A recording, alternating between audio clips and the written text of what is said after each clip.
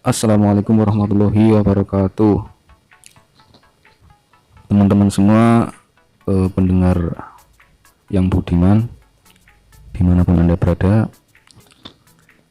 Perkenalkan, saya Ilham Ainun Najib, mahasiswa Komunikasi Penyiaran Islam IAIN Kebumen. Di sini saya akan mempresentasikan materi mengenai teknik penulisan berita media televisi, yang mana ini salah satu mata kuliah yang ada di Prodi KPI.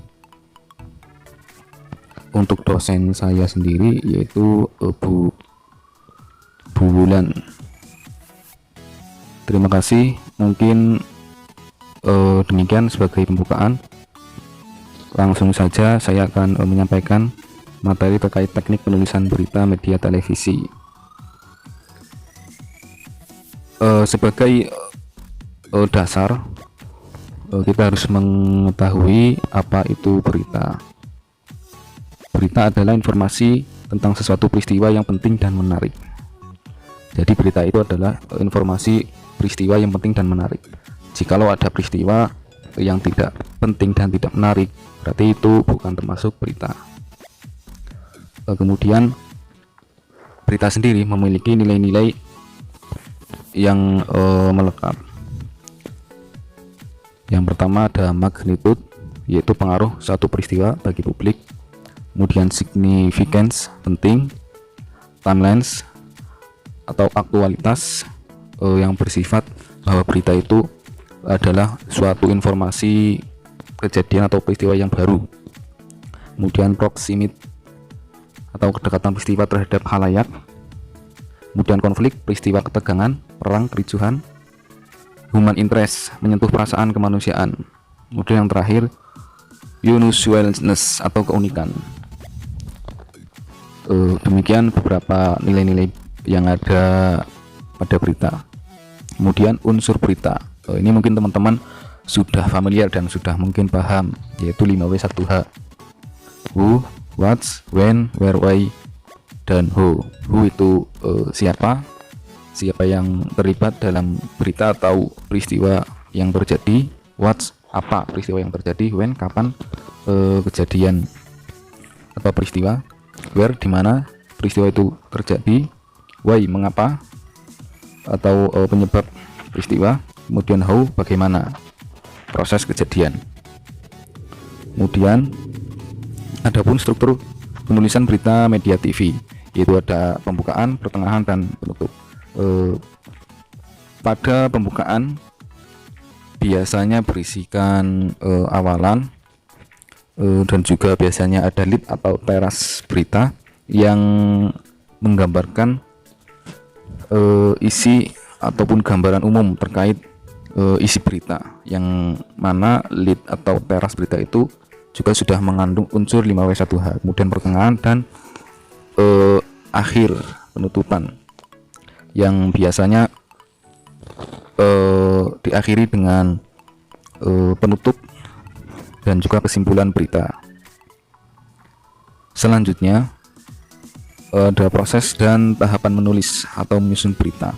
Yang pertama ada fact finding atau menemukan fakta-fakta yang berada di lokasi kejadian. Kemudian 2, fact organizing, pengumpulan fakta atau peliputan. Yang ketiga vendor story, menemukan jalan cerita yang akan dibuat. Yang keempat lead dedication atau penentuan lead, teras berita. Yang kelima word selection, pemilihan kata yang cocok untuk mendukung penulisan berita. Yang keenam start to read. Kemudian langsung saja, mungkin dari teman-teman udah punya gambaran ya, dimana seorang katakanlah wartawan atau jurnalis itu sebelum menyusun ataupun buat berita itu, langkah awalnya adalah menemukan fakta-fakta yang terjadi di lokasi kejadian, kemudian dikumpulkan atau yang disebut meliput atau peliputan, kemudian membuat arah ataupun jalan cerita yang akan dibuat. Jadi konsep ataupun sistem gambaran berita itu mau di bikin konsep bagaimana. Kemudian ada lead berita atau teras. Nah, lead ini adalah termasuk salah satu unsur dalam berita yang krusial dan sangat penting, dimana dalam suatu berita itu kalau tidak terdapat lead atau teras berita, berarti dapat dikatakan gagal menulis berita. Karena apa? Lead atau teras berita itu adalah suatu gambaran di mana pembaca atau pemirsa itu yang menyaksikan di televisi ketika membaca lead atau teras berita itu sudah memahami apa kemudian isi dari berita tersebut. Kemudian ada prinsip penulisan berita, singkatannya ABCSS. Ada accuracy, ketepatan, private, keringkasan, ada clarity, kejelasan, simplicity, sederhana, dan sensitivity, rasa hormat.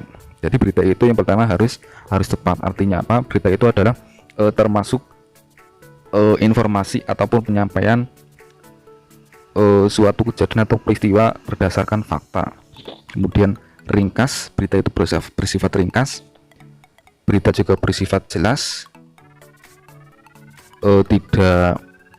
tidak membingungkan ataupun tidak sulit untuk dipahami, kemudian sederhana, dan berita itu mengandung juga memiliki prinsip rasa hormat. Kemudian teknis menulis lead, intro atau teras berita. Nah, ini adalah teknik menulis teras berita. Yang pertama, ketentuan membuat lead atau teras berita. Yang pertama, sebisa mungkin teras berita itu atau lead mencakup ataupun mengandung 5W plus 1H. Kemudian teras berita juga biasanya terdiri dari 30 sampai 35 kata atau sebanding dengan 3 baris ketikan. Teras berita juga dibuat semenarik mungkin agar penonton atau pemirsa itu menyaksikan berita sampai akhir, ataupun ketika pemirsa itu melihat lead kemudian tertarik untuk menyaksikan sampai akhir penyampaian berita. Kemudian ada tipe lead atau tipe teras berita, question lead atau lead kutipan, ucapan seseorang yang dikutip. Kemudian ada who lead, siapa mengerjakan apa. The name lead, siapa mengatakan apa. Infinite lead, diawali dengan kata untuk. Lead, kata penghubung, dimulai kata dengan, ketika. Lead bersyarat, dimulai kata karena, tahu, dan kalau. Lead characterized, dimulai dengan unsur ketegangan. Lead astonizer, dimulai dengan kejutan. Lead menggugah perhatian, dimulai dengan sesuatu yang menarik perhatian pemirsa. Lead sindiran, dimulai kalimat sindiran. Lead substansi, dimulai kalimat yang berfungsi sebagai pokok kalimat. Nah, adapun contoh teras berita atau lead berita. Di sini saya contohkan teras berita dengan tipe menggugah perhatian. Tua-tua keladi, makin tua makin menjadi. Pepatah ini tampaknya sangat pas untuk radio antik yang kini menjadi barang buruan untuk dikoleksi. Meski suaranya tak sebening suara radio zaman digital, tapi radio antik menyimpan memori yang bernilai tinggi. Nah, ini adalah contoh lead atau teras berita dengan tipe menggugah perhatian. Nah, di sini ada tua-tua keladi, makin tua makin keladi. Di sini adalah contoh diksi atau kata yang mana bisa menggugah perhatian pemirsa. Kemudian ada lagi teras berita dengan tipe dimulai dengan unsur ketegangan. Kantor Bupati Tabanan, Bali dikuasai kelompok teroris yang menamakan diri Non-Western Nine State. Untuk membebaskan penyanderaan dan penyekapan aksi teroris tersebut dikerahkan pasukan komando khusus TNI Angkatan Darat. Operasi penyelamatan yang menegangkan itu adalah simulasi latihan Kopsus sebagai bentuk kesiapan pengamatan KTT APES di Bali. Nah, ini adalah contoh teras berita dengan tipe mengandung unsur ketegangan, yaitu dengan tema kelompok teroris yang membebaskan penyanderaan dan penyekapan aksi terkait adanya kelompok teroris di Bali. Makanya ini adalah contoh unsur ketegangan karena di dalamnya mengandung kalimat-kalimat yang bisa membuat para pendengar ataupun pemirsa itu merasa tegang. Kemudian teras dengan tipe siapa mengerjakan apa. Presiden Joko Widodo hari ini menggelar rapat terbatas terkait pembahasan APBN perubahan 2016 yang harus selesai 17 Juni. Presiden ingin kenaikan harga bahan bakar minyak bisa terlaksana bulan Juni. Nah, di sini contoh hulit atau teras berita tentang siapa sedang melakukan apa. Nah, di sini contohnya yaitu Presiden Jokowi menggelar rapat terbatas pembahasan APBN perubahan 2016. Lanjut, ada format penyajian berita TV. Adapun faktor-faktor dalam penyajian berita TV, sekurang-kurangnya ada 2 faktor. Yang pertama, ketersediaan gambar. Jika gambar yang dimiliki sangat terbatas, reporter sulit menulis naskah berita yang panjang. Maka berita dibuat dalam format lebih singkat dan padat atau dibuat dalam format tanpa gambar sama sekali. Nah, di sini faktor ketersediaan gambar termasuk faktor yang mempengaruhi format penyajian berita, di mana ketika pengumpulan file-file ataupun gambar itu terbatas, itu sangat mempengaruhi pada penyajian berita. Nah, ketika tidak ada gambar itu juga secara penyajian berita TV juga tidak bisa menyampaikan gambar. Kemudian faktor yang kedua, momen terjadinya peristiwa atau perkembangan peristiwa yang akan diberitakan. Nah, ini juga faktor yang mempengaruhi penyajian berita dalam media TV. Format-format berita itu antara lain reader.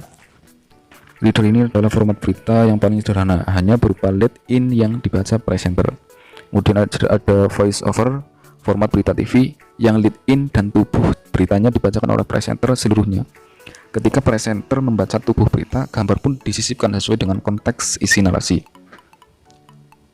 Ada nat sound, natural sound, suara lingkungan yang terekam dalam gambar bisa dihilangkan, tetapi biasanya nat sound tetap dipertahankan untuk membangun suasana dari peristiwa yang diberitakan.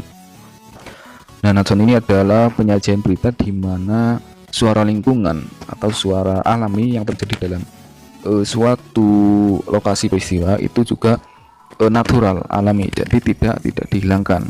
Walaupun secara gambar itu bisa dihilangkan, tapi suaranya itu masih apa adanya, tidak dihilangkan.